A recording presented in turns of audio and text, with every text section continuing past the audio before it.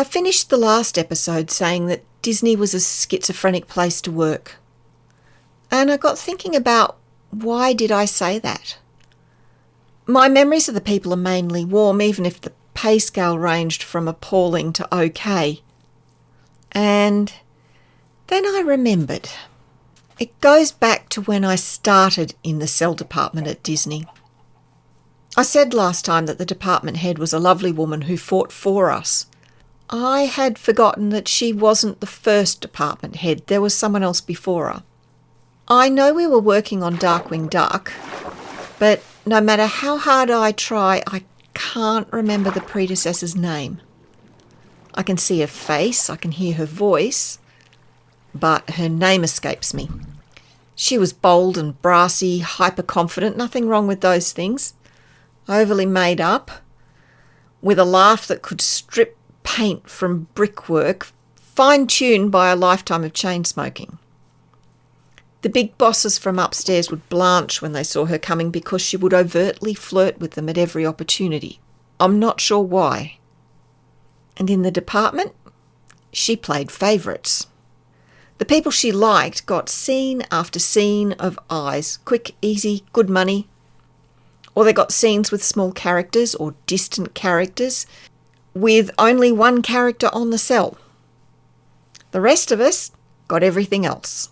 And if she didn't like you, you got the 90 centimetre cells, the multi-character cells, the difficult cells. And remember, this was piecework. We were only paid for what we completed.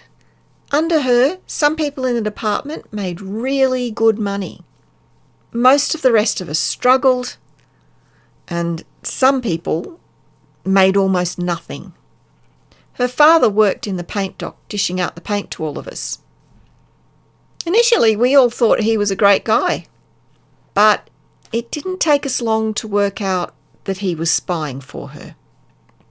I should set the scene a little more, I think. The studio, in the heart of Sydney, was in a converted Victorian warehouse. The departments were open plan. The department heads had an office, usually with glass walls, apart from backgrounds and camera, which had their own more secluded departments suiting their particular requirements. Camera, for instance, needed the ability to control light levels.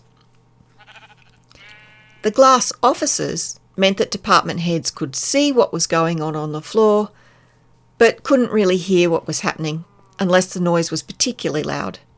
As for the paint dock, when we got a scene, we also got a list of the colours needed for that scene and a guide sheet on what part of the cell was to be painted what colour. For your very first scene on your very first day at the company, you needed every colour on your list. For every subsequent scene, you checked what colours you had on your shelf and made a list of what you were missing or needed topped up. Either way, you went to the paint dock, handed over your list, waited while the guy in the dock dispensed the paint into individual jars and put the numbers on them. The colours were all identified by number. And then you collected your jars and went back to your desk and got to work. There was a fairly consistent stream of painters going to the dock throughout the day, getting paints or top-ups. So the paint dock door was always open. And the paint dock guy, it turns out, was always listening because he could hear the whole floor. And all you had to do was say to the person next to you, "This scene is a shocker," or "This is going to take me a while," or "Another multi-character scene," or some such. And it would get back to the department head, his daughter, and you'd get a little black mark in her mind, and your next scene would be worse. Once we all realised what was happening, morale, which hadn't been great, plummeted. We were adults, working in a place that many of us had been really excited to join. And we were being played off against each other, and worse, we were being spied on. Where we'd been chatting amongst ourselves as we worked, getting to know each other, encouraging and helping each other, chat fell almost to nothing, except for the favourites. They were happy and chatty. They flowed in and out of her office, swapping their scenes over at a rate that ground down the rest of us. Now, the thing is, handing out scenes The department head had to log who got what scene, so that if there was a problem in camera with the painting, it could be traced back to the painter to fix. We painted on the back of the cell, which meant that not only did the paint have to be in the lines and solid enough to block any light coming through, but it also had to be flat and even and not so thick that it raised the cell and created a shadow. Like I said last time, this was a skilled job. But that logging of those scenes meant that there was a record of who was given what.